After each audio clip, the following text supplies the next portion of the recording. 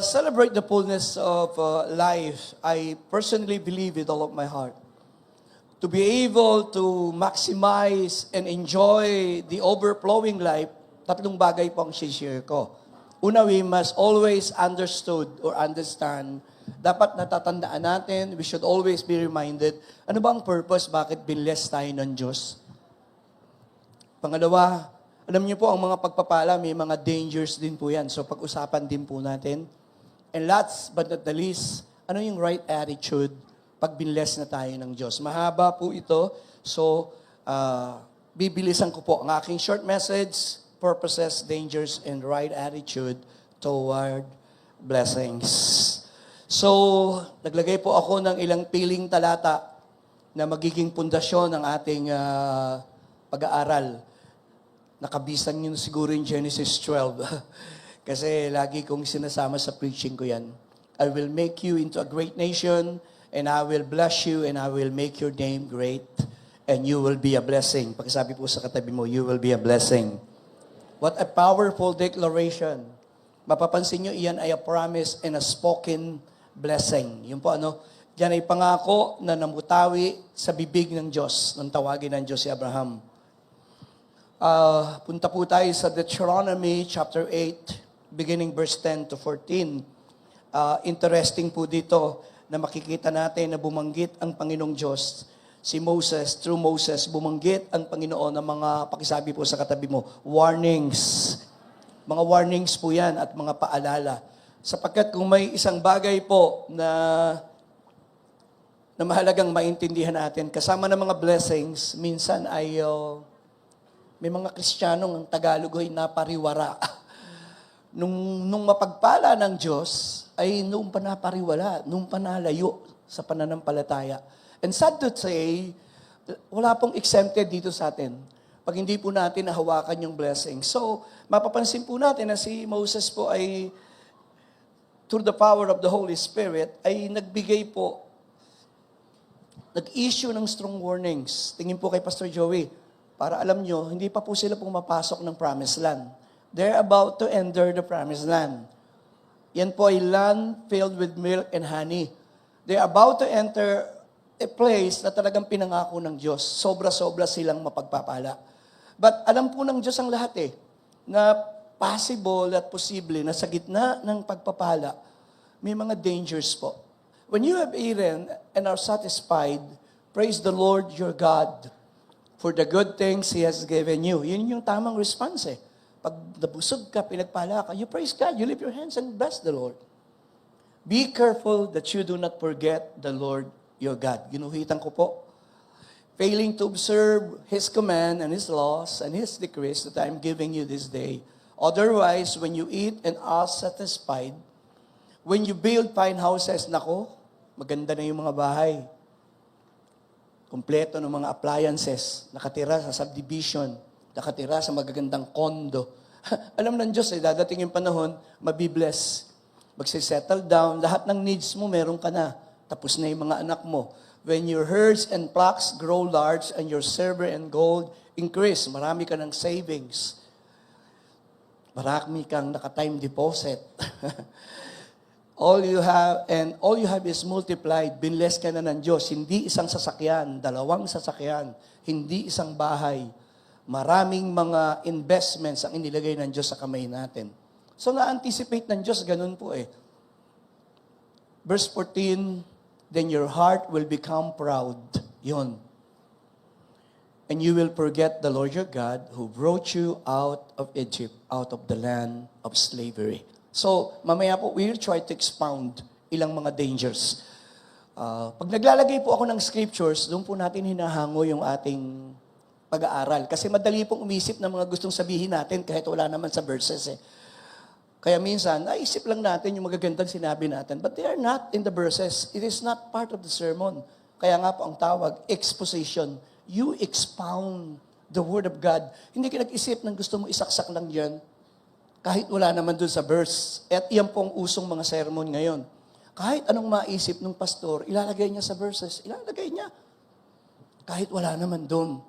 Kaya nga po, Word of God ang pinag-aaralan natin Punta tayo sa ikatlo. 1 Timothy chapter 6, New Testament, pero may magandang paalala pa rin si Apostol Pablo. Command those who are rich. Sino po yung mayaman dito? Pakitaas ang kamay. Ay, wag na ho yung itaas. Alam kong lahat tayo mayaman dito. Those who are rich in this present world not to be arrogant. Eksakto ha? Or to put their hope in wealth. Eksakto yung mga word ni Paul dito eh. Kasi yun yung posibleng mangyari pag marami tayong pera, napagpala na tayo. And put their hope in, but sabi po, but to put their hope in God, who richly provide us with everything for our enjoyment. Basahin po natin yung 18. Sabay-sabay po tayo. 1, 2, and 3. Hindi po mahirap intindihin ang salita ng Diyos, kaya hindi po totoong mahirap intindihin. Basic po eh. Command them to do good. Anong mahirap intindihin doon? Wala. To be rich in good deeds and to be generous and willing to share. Tapos may explanation pa si Paul. In this way, they will lay up treasures for themselves as firm foundation for the coming age to come. Yung paggawa pala natin ng mabuti, yung pagiging generous pala natin, isa pala sa paraan yun para naghahanda tayo ng treasures sa kalangitan. Again, hindi po interpretation ni Pastor Joey. Basahin niyo po yun. So that they may take hold of the life that is truly life. Magsimula po tayo sa ating observations kasi iiksian ko po para hindi mahaba kasi nga po may children program po tayo. Once a year lang naman natin ginagawa so bigyan po natin sila ng magandang pagkakataon. As I have said, the verses that I have read a while ago, mapapansin nyo, ang una mga promises. Pakisabi po, promises. Pakisabi po, spoken blessings. So in Genesis 12, verse 1 to 3, promises ng Diyos yung kay Abraham. Balikan natin yung paulit-ulit yung binabasa. Genesis 24 verse 1. Pagdating sa Genesis 24 verse 1, hindi na siya promises. Abraham now very old. The Lord had blessed him in every way. So, yung mga word ng Lord, yung mga pinangako ng Diyos, naranasan na ni Abraham. So, hindi na siya promises. Hindi na spoken blessing. Reality. Pagkasabi mo, reality. Abraham was blessed by God, not just blessed by God, but in every way. You need to consider yung pagkakasulat In every way. Ayun, no? Sa lahat ng aspeto niya, siya ay binless ng Diyos. And I pray, maranasan din po natin yon. Nag-agree po ba kayo? Somebody say amen. Yes. Mawa, i-bless ng Diyos tayo ng pagpapalang pinansyal, mahabang buhay, kalusugan. Kasi sa Diyos naman lahat ng gagaling. Mapapansin niyo yung binasa ko sa Deuteronomy chapter 8, yung po yung mga dangers. At mapapansin niyo yung 1 Timothy chapter 6 na binasa ko, bumanggit po ang writer ng mga ilang tamang responses pag tayo binless na ng Panginoon. So magsimula po ako sa observation regarding the topic. Mahaba po at malawak po ang topic. Actually, iniisip ko paano ko mapapaiksi. Someone once said, ang nagsabi yata nito ay, di po ako sure. Kaya hindi ko na inilagay. Sabi niya, Satan attacks us through pain and pleasure. Dalawa ang paboritong gamitin ni Satanas para tayo atakihin. Sabi po, pain. Ang isang atake ng kaaway sa atin through adversity, pain, sickness, yan. Kaya sabi ni Satan doon sa Job chapter 1:11, sure na sure siya na kapag inalis ng Diyos ang proteksyon at inalis ng Diyos ang mga pagpapala, sabi ni Satan, He will surely curse you to your face. Yun po ang layunin ni Satan. Kaya tayo minsan yung mga pagsubok na dinadaanan natin, pwedeng pumait ang ating relasyon sa Diyos, pwede tayong malayo sa Diyos. But the good thing is, si Job po ay nanatiling matapat sa Diyos. Nagkamali si Satan. Sa Job, chapter 1, 20 to 21, hindi po niya kinurse ang Diyos. Siya'y lumuhod ang sinamba ang Diyos. Napaka-mature na pananampalataya. Pakipalakpakan nga po natin ang Panginoon. Yeah, whether you like it or not, sa gitna ng pagsubok, sa gitna ng pagpapala, tingin po kayo kay Pastor, doon nyo nakikita yung klase ng faith na meron ka. Ulitin ko po, sa gitna ng pagpapala, sa gitna ng pagsubok, doon makikita kung gaano ka ka-mature as a believer.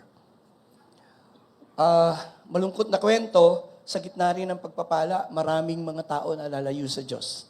Doon sa 1 Kings 11, verse 1 hanggang verse 9, makikita niyo po doon si Solomon nang mabless ng maraming mga bagay. Yun din po yung panahon na nagsimulang malayo sa Diyos.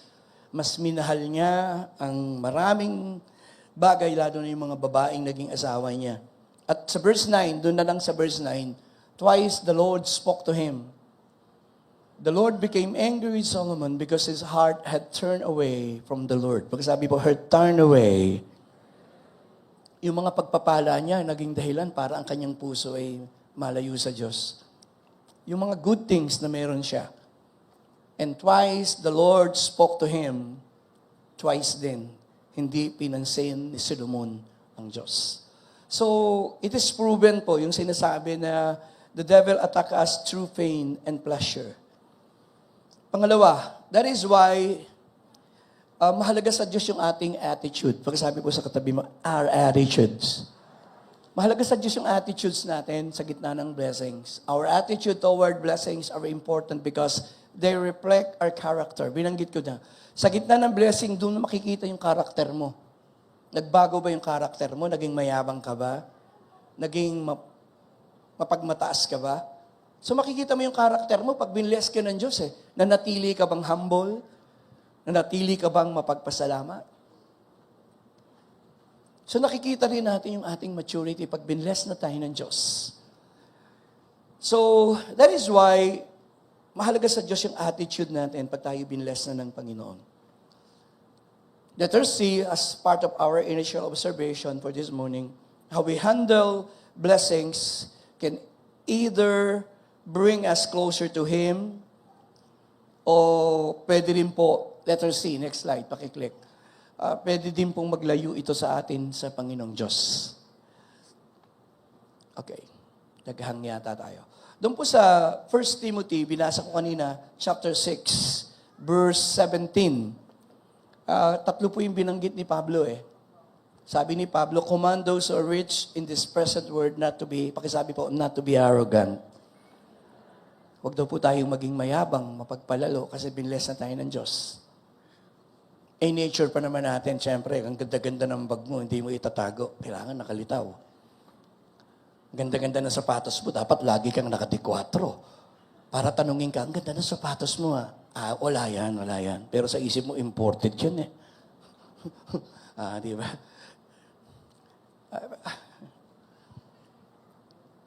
Pwede tayo maging arrogant eh. Yung we showcase or we show off.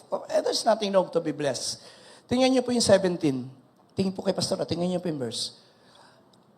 Galit ba ang Diyos pag tayo napagpala? Hindi po. Kaya ka biniless ng Diyos for your enjoyment.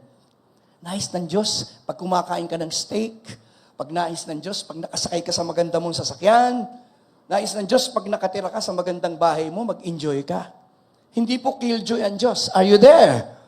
Pero wag mong kalilimutan, ang Diyos ang nagbigay ng mga bagay na yan. Yun ang pinaka-secure. Nako, wala po akong kausap. Are you there? Yun po yung pinaka-balance. Hindi naman masamang pagpalain eh. Pero wag mong kalilimutan, pag nakatira ka na sa magandang bahay, nagsusuot ng magandang damit, lahat ng mga bagay na bibili mo, na gusto mo, wag mong kalimutan, ang Diyos ang pinanggalingan nun.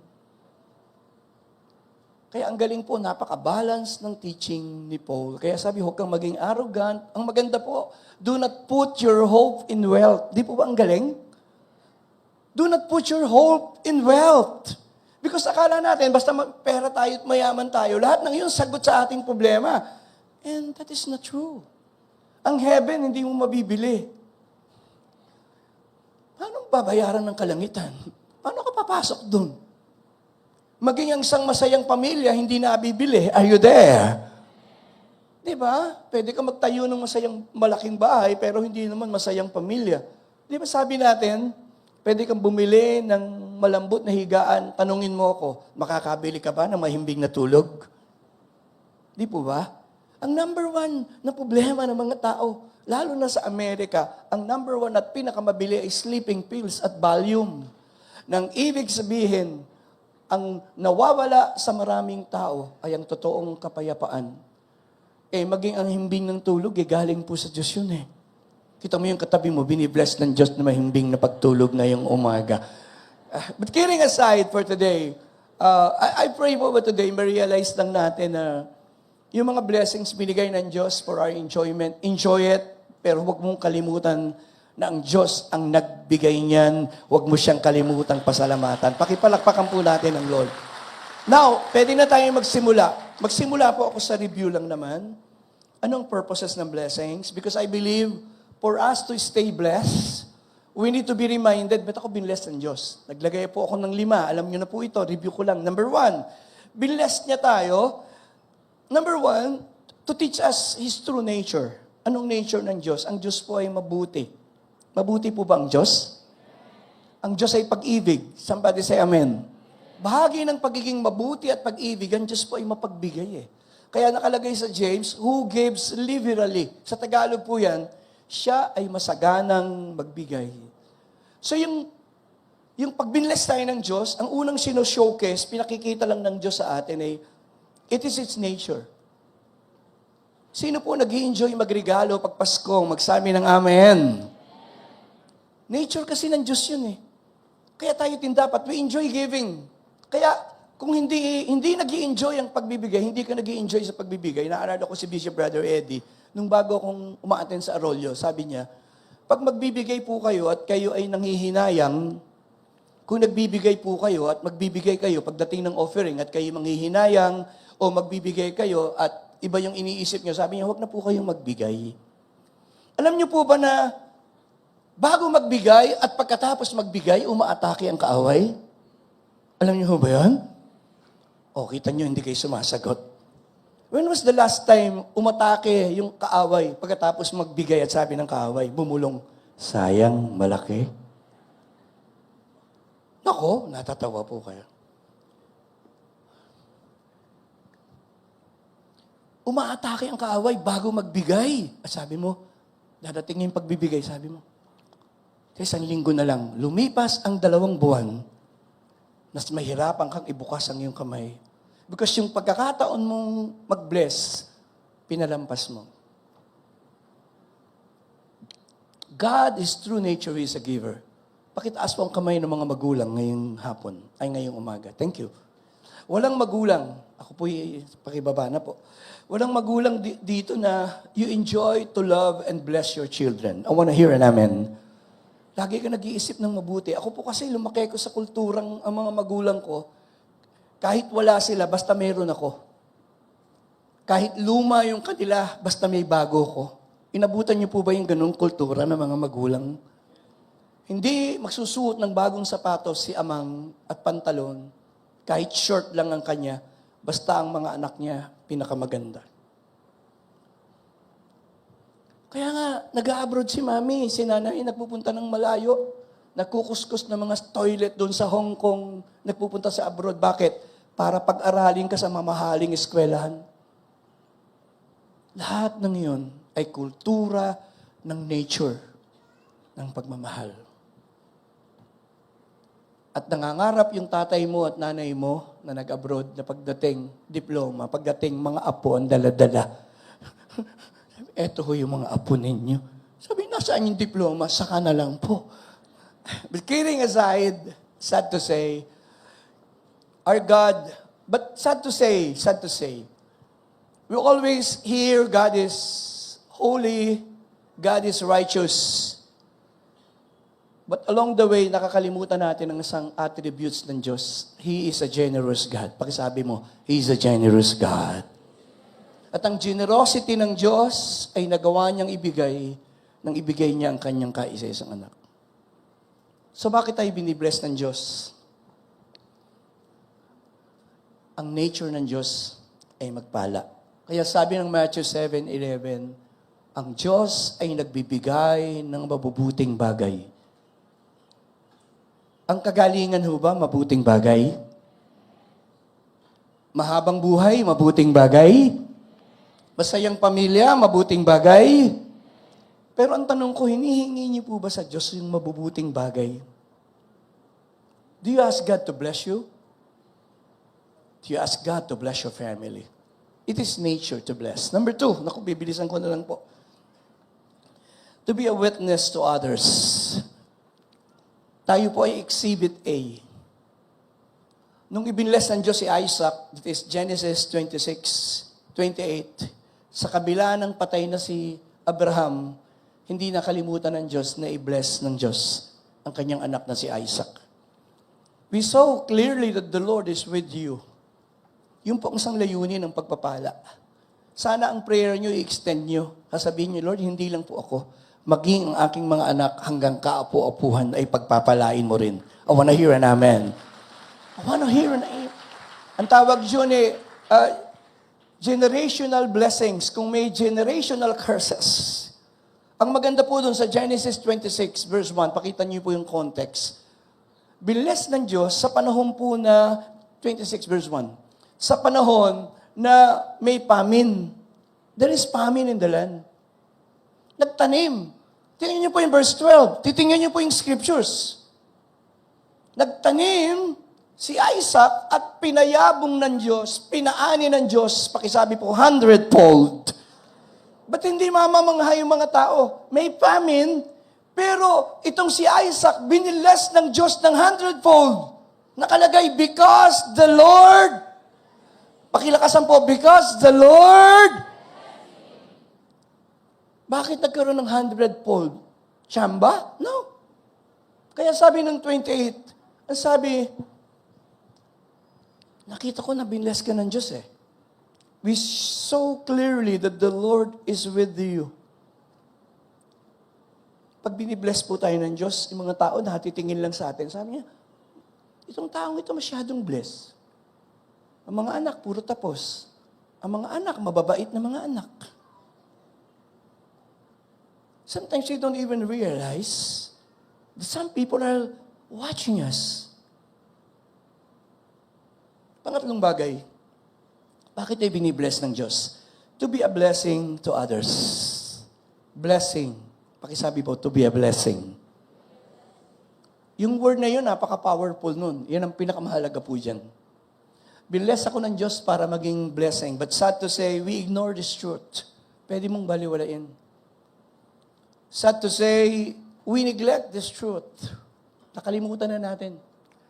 Naalala ko yung kapatiran na laging nangangako na i-bless ang church. Sabi niya, Pastor, pag nanganak yung baboy ko, ng 10, hindi ako magta-tithes. Hati kami ng Lord. Yung 5 akin, yung 5 sa church. Pagkalipas ng 2 linggo, nagtae yung mga alagang baboy at namatay yung 5. Yung kapatiran bumalik kay pastor. Sabi niya, Pastor, kinuha na ng Diyos ang para sa kanya.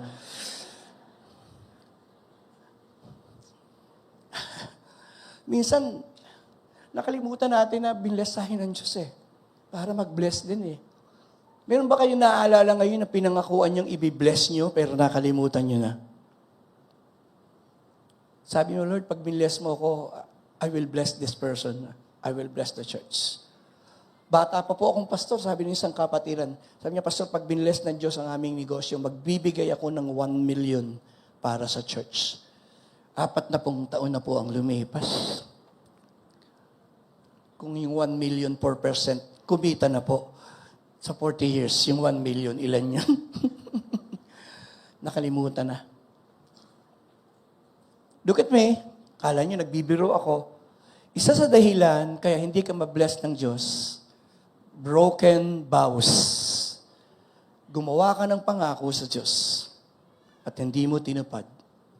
Why? It is a blockade to be blessed. Your broken vows. Kaya nililimayin ko po kayo. Hindi naman nilirequire ng Diyos na mangako kayo eh. Kaya lang dahil nangako ka sa Diyos, natatandaan ng Diyos yun. Yung mga natutulog, alam kong hindi nila maalala yung pangako nila. Yung mga gising yan. Pangapat, may kausap pa ho ba ako? To attract attention of a hurting world. Ang mundo po ay hurting eh. Iba po pagka naging blessing ka sa kanila. Are you there? Hindi nila inaasahan na nagkaroon kami ng project many years ago. Naganda kami ng mga regalo. Lahat ng bahay doon sa squatter na malapit sa church. Kinatok namin at kumakanta kami. Nagkakaroling kami. Siyempre, marinig mo yung mga Pilipino kahit marinig mong naghahanap ng barya na ibibigay. At sabi niya, ay pasensya na po kayo, ito lang ang... Ay hindi po kami po ang magbibigay ng pamasko. So, binigyan namin. Alam niyo ho, lumipas ang maraming taong kahit saan ako makita nung binigyan ng ilang kilong bigas, pag nakita ko, Pastor! Hindi nakakalimutan eh. Bumagyo. Nagkausap pa ho ako. Nagkaroon ako ng project na yung mga nasirang bubong, tulungan natin. Sabi ko sa misis ko, may savings tayo, di ba? Sabi ko, nilagay ng Diyos sa heart ko yung mga lumipad yung yerong. Tapos kinausap ko yung mga men sa church. At pinuntahan namin yung mga walang bubong. At nagsimula pong kumpunihin, tingin po kay Pastor, paano ka makakalimutan? Gabi-gabi ito yung matutulog sila, maalala yung binigay mong bubong. But believe me, our goodness, it attract attention to the hearting word. Tatanungin kasi nila, bakit sila mabuti? May kausap po ba ako? Bakit nila tayo pag-aaksayahan ng panahon? Hindi naman sila politiko.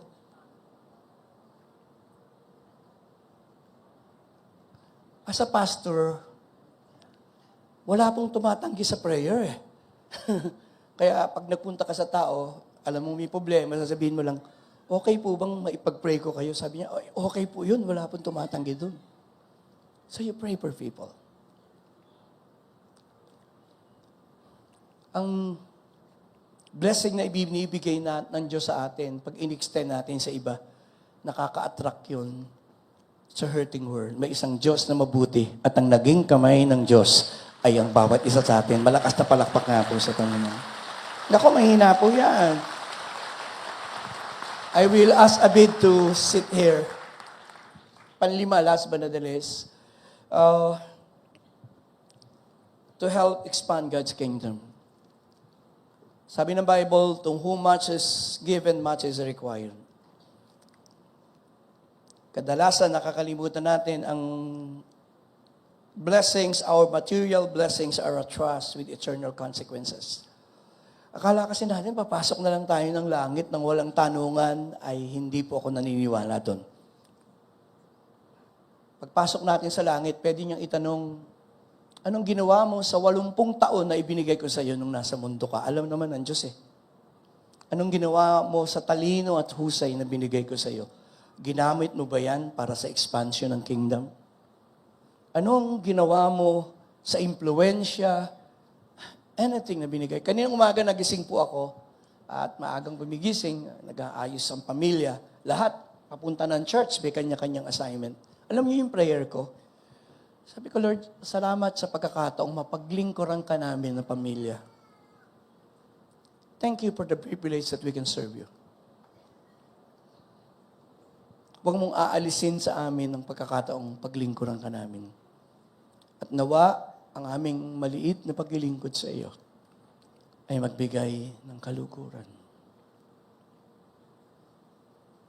Sa palagay niyo, binigyan kayo ng Diyos ng so much na lakas at pagpapala. Yun na lang yun?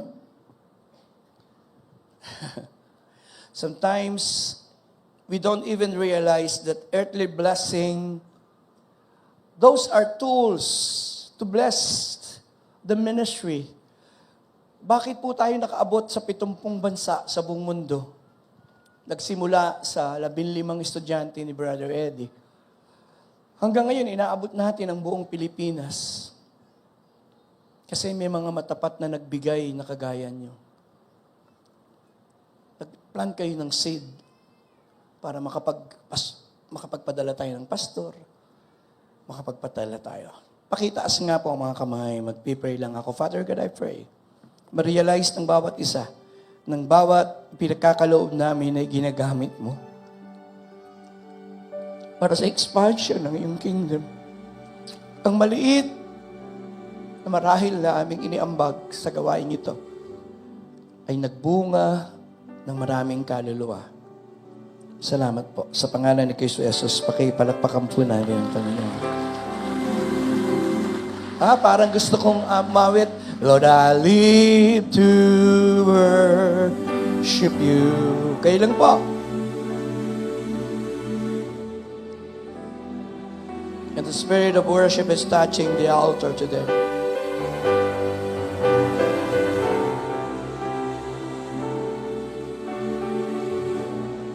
Come on a bit. Bring it.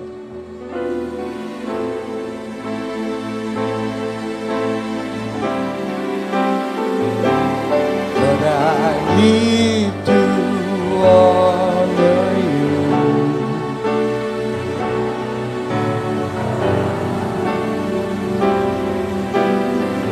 Malakas nga po. Take me higher. Throw me deeper.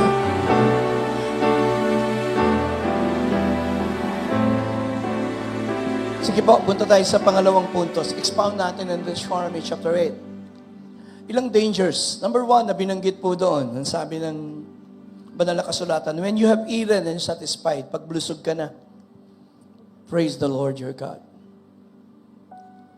for the good things He has given you. Ganda ho, ano? Pakisabi po, for the good things, sa mabubuting bagay na binigay niya sa atin. Binigyan tayo ng pamilya, binigyan niya tayo ng kalusugan, binigyan niya tayo ng maraming pagpapala. Mga pagpapala na salat ang marami. Kumakain ka ng ilang beses, ang ilan ay kumakain lang ng isa. Ang ilan ay natutulog sa karton, ikaw ay natutulog sa magandang bed, air condition pa.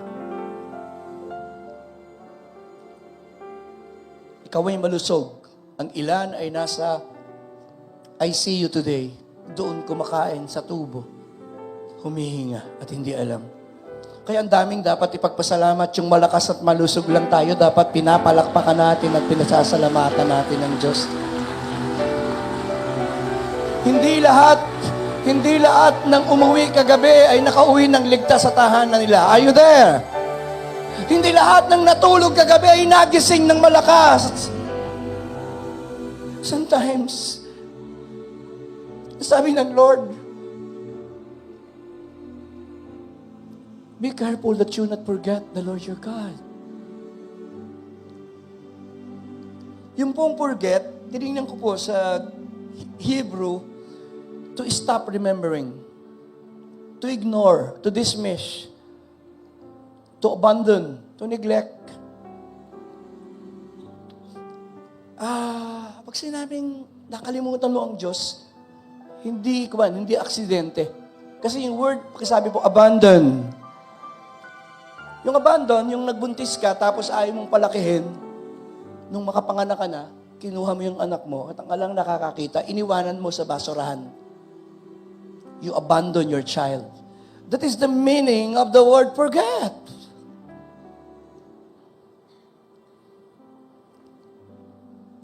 Iba yung nakalimutan mo yung wallet mo eh. Nakalimutan mo yung susi ng bahay o susi ng sasakyan. Pero iba yung inabandon na mo yung sasakyan. Iba yun eh. The word here can make us forget God ay nagsasabi lamang na we have the propensity, it's our nature na madaling makalimot. Kaya sabi ng isang sikat na pastor, ang ating mga reklamo, sinusulat natin sa marmol. Ang ating blessing, sinusulat natin sa dalampasigan. Pag humampas na yung alon, nakalimutan na.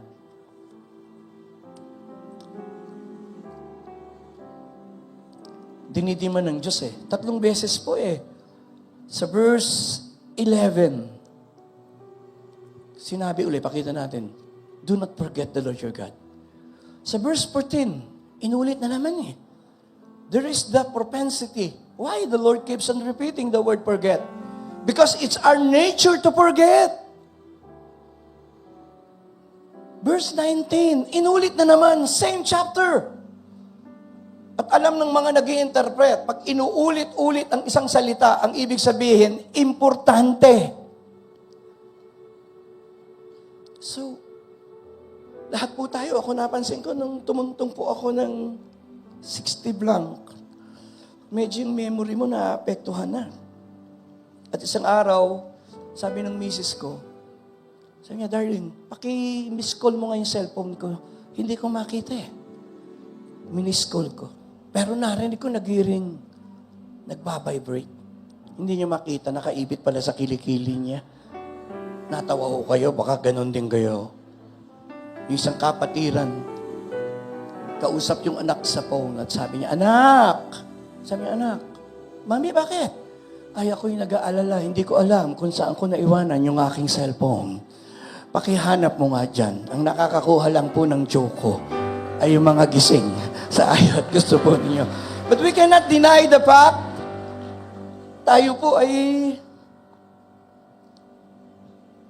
sana hindi natin makalimutan yung mga pagpapahala na ibinigay ng Diyos sa atin. Naku, wala na po akong kausap. Pangalawa, bibilisan ko po para di mabagal. Wala naman nung mahirap intindihin eh. Blessings dito sa teaching ko. Blessings can be received with an ungrateful heart. Pagkasabi po, ungrateful heart. Kasi anong ibig sabihin ng ungrateful? Poor return to kindness received. Poor return to the blessings received. Yung Pilipino, maraming magaling magsalita. Yung bang salitang neha, neho, wala. Wala man lang. Kako narinig eh. Ni hindi man lang nagpasalamat. Diba? Nature na natin yun. Ewan ko kung namanhid na ba tayo, nasanay na ba tayong tumatanggap? Kaya minsan, we can receive it with an ungrateful heart. Pwede nating sabihin, yung ungratefulness ay we don't appreciate what we receive. Nung nakaraang Pasko, naaalala mo pa, sabi mo, extra small ako, binigyan ako ng large. Natatandaan mo pa yung inirigalo sa'yo, na irigalo mo rin sa iba kasi ayaw mo ng kulay. Sino po sa atin mahilig magregalo ng inirigalo sa atin? Pakitaas ang kamay. Wag na po. Walang ka-effort, di ba? Nirigalo mo kasi inirigalo sa'yo. Eh, sabi niya, mas mainam na pastor yun kaysa naman masayang. But kidding aside, may kausap po ba si Pastor Joey? It can be received with an ungrateful heart. Maganda yung sinabi ni David sa Psalm 116 verse 12. Ang sabi ni David, sa lahat po ng kabutihan mo, for all your goodness, O Lord, what can I offer for His blessings? Psalms 116 verse 12. What shall I return to the Lord for all His goodness to me? Yun po yung tanong ng isang grateful person. Panginoon, paano ko makagaganti sa mga kabutihang ibinigay mo? 4 na palatandaan na ungrateful tayo. Hindi po ito bago. Number 1, madaling malaman pag ungrateful ka. Ungrateful heart doesn't appreciate blessings. Hindi mo ina-appreciate yung blessings na natanggap mo. Kahit anong matanggap niyan, laging may reklamo yan. An ungrateful heart is prone to complain. Lagi tayong ready na magreklamo. An ungrateful heart receive their blessings without thinking where they came from or come from. Kaya sila nagugulat sila sa atin, tayo mga Kristiyano, tuwing kakain tayo, lumuyuko tayo at nagpapasalamat. One day, kaharap mo yung isang atheist, hindi siya naniniwala sa Diyos. Sabi niya, bakit yumuyuko ka at nagpapasalamat? Sabi niya, nagpapasalamat ako sa Diyos. Sabi niya, ako hindi. Kasi wala akong pagkapasalamatan eh. Can you imagine, ang pinakakawaawang tao ay yung mga taong they don't even realize na may Diyos at may mga taong ginamit ang Diyos para sila i-bless. Kayo po ba, naalala niyong ipanalangin yung mga taong nag-bless sa inyo one way or another? Do you remember them in your prayers? At sinasabi mo, Lord, salamat. Salamat sa mga taong hinipo mo. Ginamit mo para pagpalain kami through the years. Salamat sa mga taong hinipo ang langit para ipag-pray kami. Lagi ko pong prayer yun. Sabi ko, Lord, lahat ng taong Walang sawang ipinapanalangin ako at ang pamilya ko, Lord, ibalik mo sa kanila yung prayers nila 100-fold. May you bless them. Sa mga naglilingkod sa ministry ito, mga volunteers po yan, maaga pa, nandirito na. Yung mga naghakot niyan, pinakamaagang dumating at mamayang hapon, sila ang pinakahuling aalis. Di po ba karapat dapat palakpakan natin ng Diyos para sa matatapat nating kapartner sa church nito? Come on, you can do better than that. Di po ba?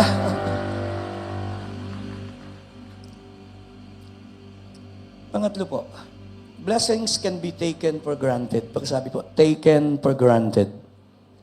It can be taken for granted. Ang isa sa mga kasalanan ng mga Israelita that really grieves the heart of God, sabi po, but they soon forgot what He had done. Kaya po ang mga Israelita, mayroon silang Passover. Tingin po kay Pastor, bakit may Passover? Para maalala nila na sila'y alipin sa Egypt. Nagpatay sila ng lamb, pinahira ng dugo. Yung deliverance. Ganon din po tayo. Bakit tayo may communion every first Sunday? Inaalala natin yung ginawa ng Panginoong Yesus sa krus ng Kalbaryo. Yung kaligtasan, yung kapatawaran na natanggap natin. They soon to forget God. What the Lord has done. Sabi ng isang pastor, the key to victorious life is knowing what to remember and what to forget.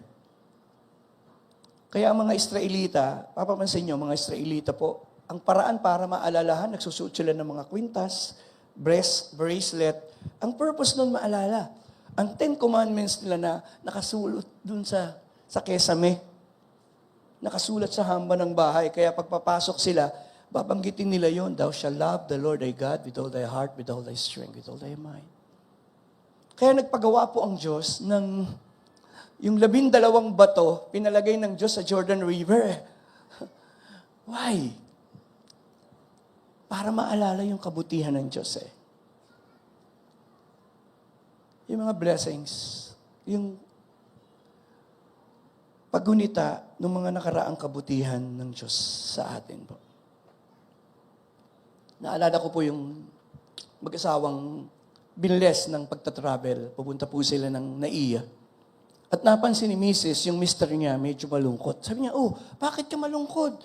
Fulfillment itong dream natin. Makakapunta na tayo ng Japan. First time. Sabi niya kasi, darling, naalala ko yung piano sa bahay. Sabi niya, kasi mahilig magpiano. Sabi niya, kalimutan mo yung piano. Hindi mo kayang isakay sa aeroplano. Hindi, darling. Pinatong ko yung passport natin. Doon sa piano. Again, yung nakakakuha ng joke ko talaga yung mga gising lang Sabi niya, bakit mo naalala yung piano?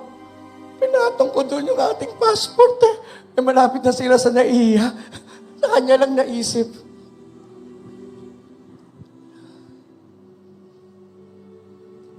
Pwede po ba? Umisip nga po kayo ng 5 bagay na pwede niyong ipagpasalamat sa Diyos. Matatapos na po ang 2024 Isip po kayo ng 5 bagay. Gawin niyo ng 7.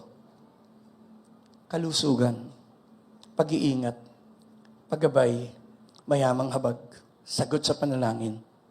Ano pong naisip niyo na pwede niyong itaas ang kamay ninyo today at magpasalamat lang po tayo sa Kanya? Ikaw ay mabuti, ikaw ay tapat. Salamat po sa pag-iingat niyo sa amin. Halos patapos na po ang taong 2025. Hindi niyo po kami iniwanan. Hindi niyo po kami pinabayaan. Siniplay mo ang aming pangangailangan. We thank you. We thank you. The next 5 seconds, we just clap our hands and bless the Lord.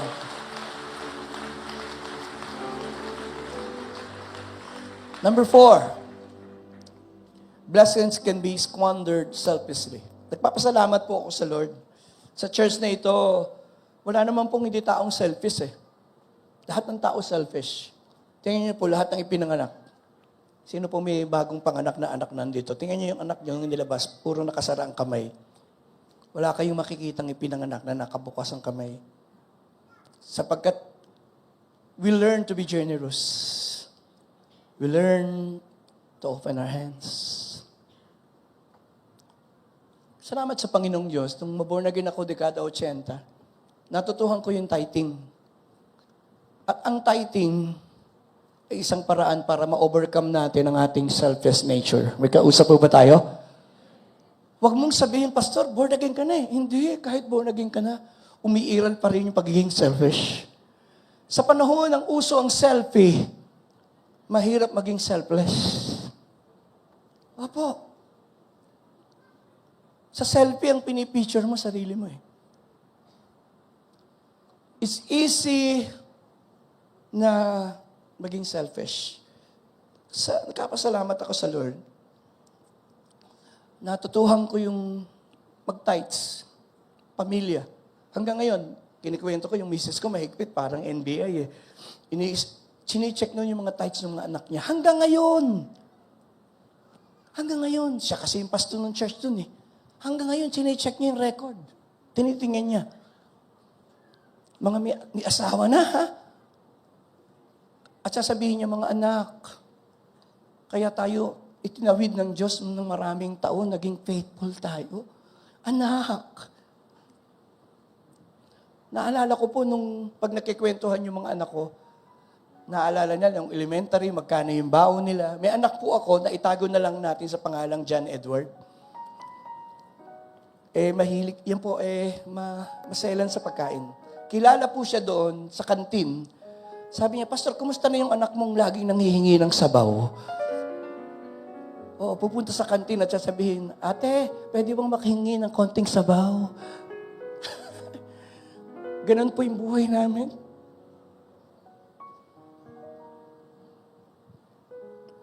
At sasakay sa tricycle para mura yung bayad. Hindi siya sasakay sa upuan, doon siya sasakay sa gilid sapagkat kalahati lang ang bayad doon.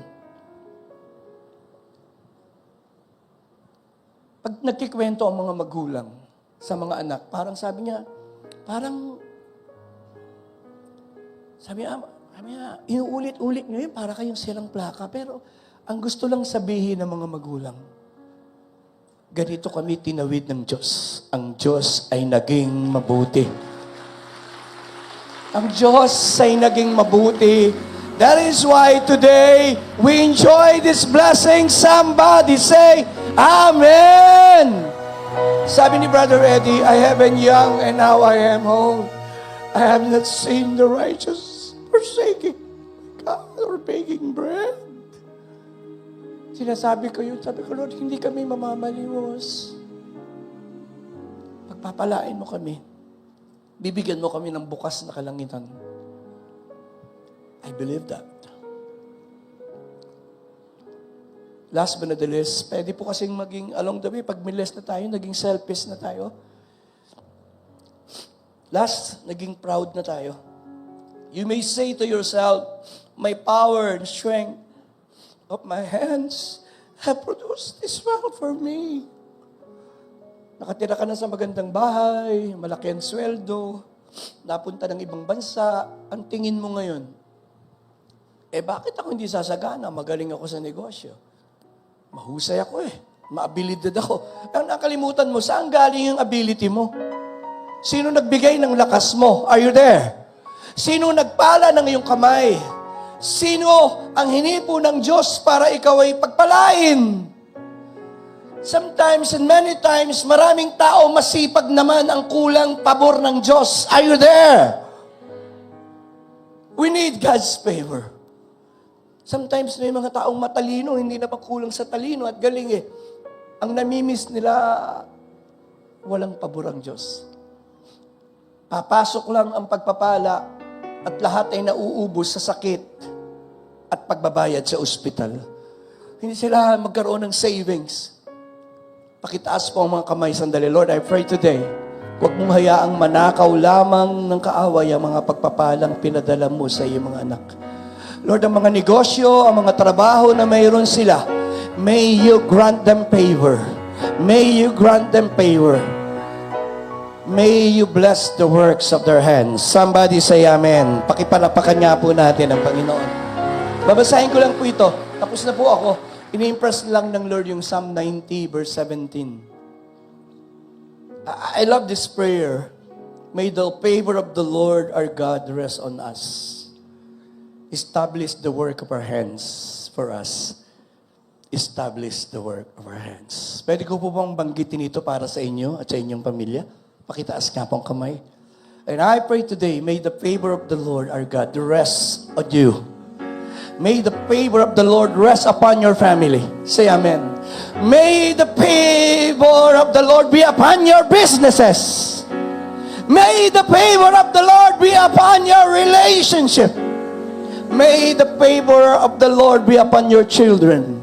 And may the Lord bless the works of our hands. And we say, Amen. The next 5 seconds, clap your hands and bless the Lord.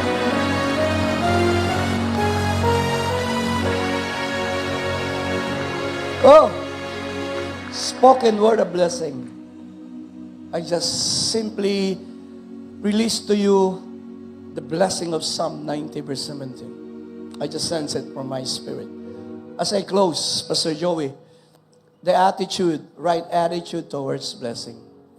Number 1, a grateful heart. Attitude. Give thanks with a grateful heart. Give thanks to the whole. Alam niyo pala.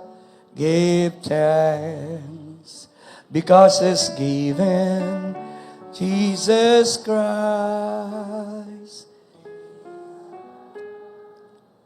A grateful heart. Sabi nung kanina binasa natin, Deuteronomy 8:10, when you are satisfied, praise the Lord, your God. Thank Him. Nais po ng Panginoon. I pray today that manurture natin yung isang pusong mapagpasalamat. Pakisabi mo, mapagpasalamat. And now, let the weak say, I am strong. And let the poor say, I am rich. Kayo po, malakas.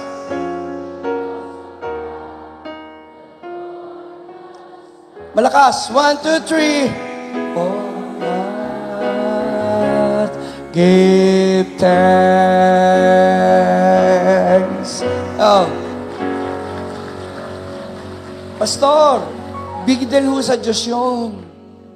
Yung mapagpasalamat na puso. Tingnan nyo sa Luke chapter 19, Luke 17:13.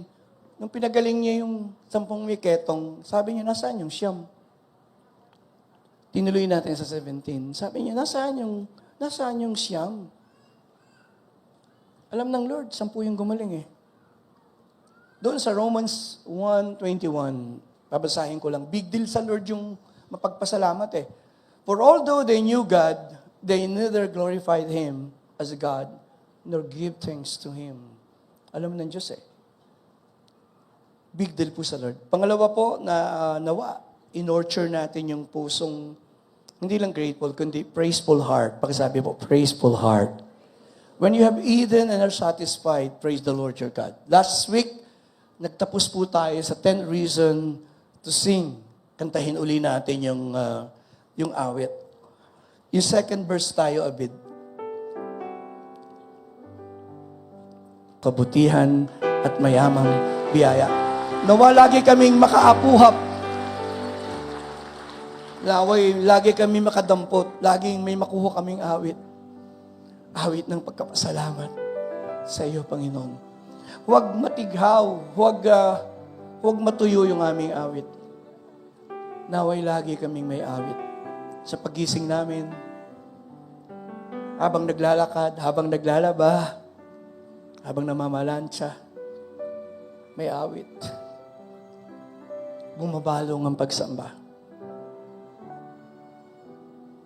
I worship your holy name. I worship your holy name. I worship your holy name. I worship your Ooperahan po yung isang bata. Puputulin na po yung dila niya, cancerous eh. At sabi ng doktor, may gusto ko bang sabihin Bago putulin yung dila mo, ito na yung huling pagkakataon na marinig mo yung sarili mo magsasalita. Matagal nag-isip yung bata. Kung kayo po yun, ano kaya yung huling salitang sasabihin mo? Ang huling salitang sinabi niya, sabi niya, salamat pa rin, Panginoon. Salamat pa rin. Dahil sa nakaraang 17 taon nakapagsalita ako. At ngayon, puputulin na yung aking dila. Gusto kong magtapos sa salitang maraming salamat. Maraming salamat pa rin, Panginoon. I worship your holy name. Letter C, D and E, and we close, a humble heart. Sabi ni David, who am I, Lord? Matapos tayong pagpalain ng Diyos, magandang tinitingnan natin yung ating sarili. Pagbitit mo yung mamahalin ng bag, titignan mo sa salamin yung sarili mo at sasabihin mo, sino ako para bigyan mo ako ng Louis Vuitton? Sino ako, Lord, para bigyan mo ako ng YSL, Yari sa Laguna? Sino ako, Lord, para i-bless mo ako ng ganitong mga pagpapala? Who am I, Lord? Who am I? Yan ang sabi ni David eh. Kasi pasto lang siya eh. Pinili siya ng Diyos, ginawa siya ng Diyos na hari. Sabi ni David, who am I, Lord? Tapos yung family, who is my family? Ang pamilya niya, pamilya ni Jesse, pamilya ng mahirap. Pero, nakasumpong ng pabor sa Diyos. Tapos sa mga pamilya ni David, yung bunso, siya yung nag-aalaga ng tupa. Pinapila yung mga anak. Sabi ni yung propeta, wala ka na bang anak? Sabi niya, may isa pa. Sabi niya, hindi tayo magsisimula, tawagin mo. At nung dumating si David, nasabi ng Diyos sa yung pinili ko, i-anoint mo siya. Masarap pong isipin, ang ganda ng kwento ni David. Ano? A neglected son, a forgotten son, and yet a chosen son by God to be the next king of Israel. Sa hindi paboritong anak na kagaya ko, ang dami kasi namin sa pamilya. Ako'y pampitong lalaki. Siyam po kami kasi nga ang nanay ko mahina ang katawan. Kaya siyam lang po kami. Ako'y pampito at ako yung pinakagwapo. Hindi nyo naman sila kilala, kaya tanggapin na lang ho ninyo. Alam ko po na, siyempre, kung siguro nanganak yung misis mo, pampito ka, Ate Yoli, sasabihin na, ay, lalaki na naman. Siyempre, ini-expect nung tatay ko ay babae. Kaya, all my life, alam ko naman hindi ako paborito eh. Alam ko yun. Alam niyo kung kailan ako naging paborito? Kinuwento na yung pamilya niya, oh. Naging paborito ko nung nanay ko nung ako'y na-born again. Yung pasaway niyang anak, biglang bumait at nabago. Yung anak niya naging pastor. At nung ako'y maging pastor, paminsan-minsan nakikita ako ng tatay ko sa TV. Bago namatay ang tatay ko, sabi niya, alam mo, pinagmamalaki kita. Naku, first time yun. Sabi ko, anak, pinagmamalaki kita, anak. Before he died, ang bilis po ng pintig ng puso ko. Mga 120, 140 yun. First time I heard my father telling me, I am proud of you. I cannot cry before him. But yung enough courage ko, tinanong ko siya, sabi ko, bakit naman po? Sabi niya, anak, pinagmamalaki kita sapagkat inaakay mo ang mga tao sa Diyos. Pinipreach mo si Jesus Christ as Savior, anak. I'm proud of you.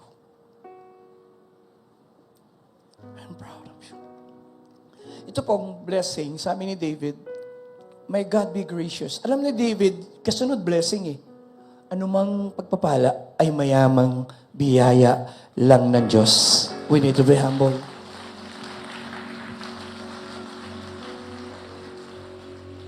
Hindi ho madaling maging humble. But we need to be humble.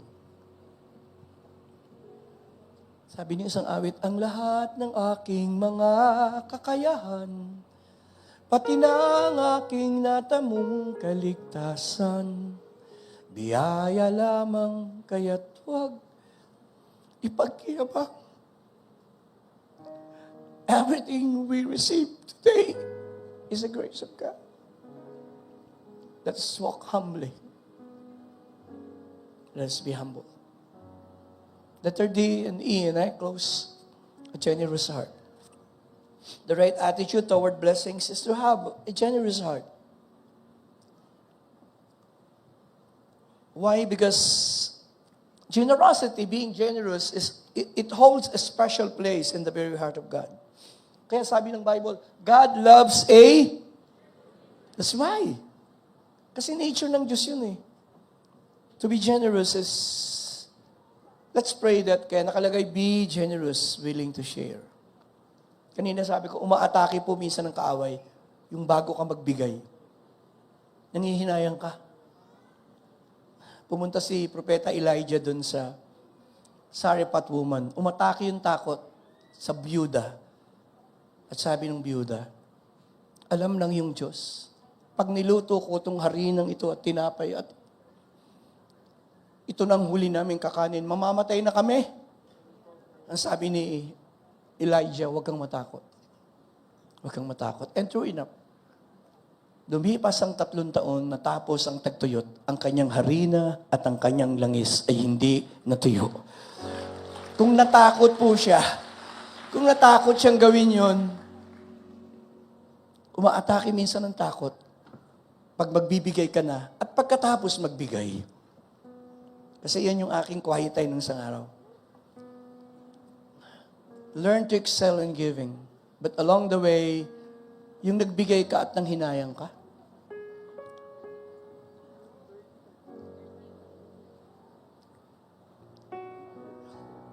Lord, teach us to be generous. Minsan yung pagiging generous natin ay kailangang ipadama natin sa inyo. Pedro, sabi niya po, Pastor, kung may 100 ka bang baka, kaya mo bang magbigay ng 50? Sabi ni Pedro, Pastor naman. Kaya. Pedro, kung may 50 ka bang manok, kaya mo magbigay ng 25. Sabi, opo naman, Pastor. Tumingin sa malayo ang pastor at ang sabi, Pedro, kung may 2 ka bang baboy, kaya mong ibigay yung isa. Ang sabi ni Pedro, Pastor, huwag kayong mamemersonal. Kasi alam niyong may alaga akong baboy. Yung 2. Minsan generous lang tayo pagka picture. Parang, pagka yung actual, yung generosity is not. Ito sasabihin ko sa mga tatay na narito, kung una, dapat pinaka-most generous ka sa asawa mo. Kasunod nun, dapat most generous ka sa mga anak mo. Ganon din ang mga anak. Madalas sinasabi ko, pagka may trabaho ka na, sana yung pinakamagandang relo ng tatay mo nanggaling sa iyo. May kausap po ba ko? Sana yung pinakamagandang bag ng nanay mo, hindi galing sa kumaring galing sa Saudi. Sana yung nanggaling sa iyo. And your dad, and your mom, kinikwento ko lagi, nung una akong nagpunta ng Hong Kong, biniless ako ng love gift ng church. Naisipan kong ibili yung tatay ko ng jacket. Siyempre, imported. Pero, nung dumating po ako panahon ng tag-init, so sabi ko sa kanya, Amang, pasensya ka na sa maliit kong regalo. Sinukat niya, at ilang araw hindi niya hinuhubad, kahit mainit. And then I realized, sa tinagal-tagal ng buhay ko, yun lang yata ang unang regalong na ibigay ko sa tatay ko. Today, how I wish, kung buhay ang mga magulang ko ngayon, how I wish, may sasakay ko sila sa sasakyan ko. How I wish, may papasyal ko sila sa mga mall na pinupuntahan ko. How I wish. Yung akin, wish ko lang, wala na eh. Yung sa inyo, hindi wish. Kung buhay ang mga magulang mo, let them sense your love. Let them sense your generosity. Kinikwento ko po sa inyo, galing ako ng ibang bansa. bumili ako ng 2 sapatos. Di po ako mahilig sa sapatos eh. Naalala ko yung isang kapatid ko kasi madalas pinagdadrive niya ako sa sakyan. At sabi ko, Kuya, may regalo akong sapatos. Huwag mong nangin na paalam. Kasi sa iyo lang yun eh. Sabi niya, Pastor. Eh nakita niya yung sapatos ko. Sabi niya, parang mas maganda yun sa iyo. Sabi ko, hindi bali, pag kailangan mo, hiramin mo nun.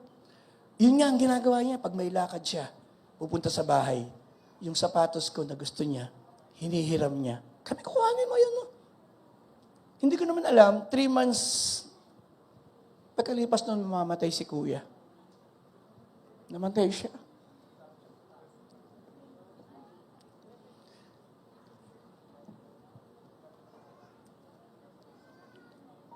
Ang laki ng panghihinayang ko. Ang damot-damot ko. Yung sapatos na gusto niya nabulok lang sa cabinet. Hindi ko naisip na yung joy na pwedeng meron siya if kung naging generous lang ako. I'm not sensitive. Letter A. Last, faithful heart. Pagkasabi mo, a faithful heart. Wala pong katiyakan pag binless ka ng Diyos, mananatili kang faithful. May kausap po ba ako? Hindi lahat ng binless ng Diyos na natiling faithful. Hindi lahat ng binless ng Diyos na natiling obedient. May kausap po ba ako? Hindi lahat ng binless ng Diyos na natiling committed sa Diyos. Alam niyo po, magtatapos po ako dito. Pastor, kanina pa po niyo sinabing magtatapos. Si Colgate po. Kilala natin ang Colgate eh. Siya po yung mananampalataya. Ang isang principle niya, nagtatights po siya talaga sa gawain ng Diyos. The more na ibinless ng Diyos siya, ini-increase niya yung giving. Hanggang dumating ang panahon, ang binibigyan niya 20%. Hanggang dumating ang panahon, 30%. Hanggang dumating ang panahon, 40%. Majority of the income of his company ay napupunta sa mga charity works. Naging faithful siya sa Diyos. Kaya hanggang ngayon, naaalala ng mga tao si William Colgate. A powerful reminder, kung gusto nating maging successful, we need to be generous. We need to be faithful.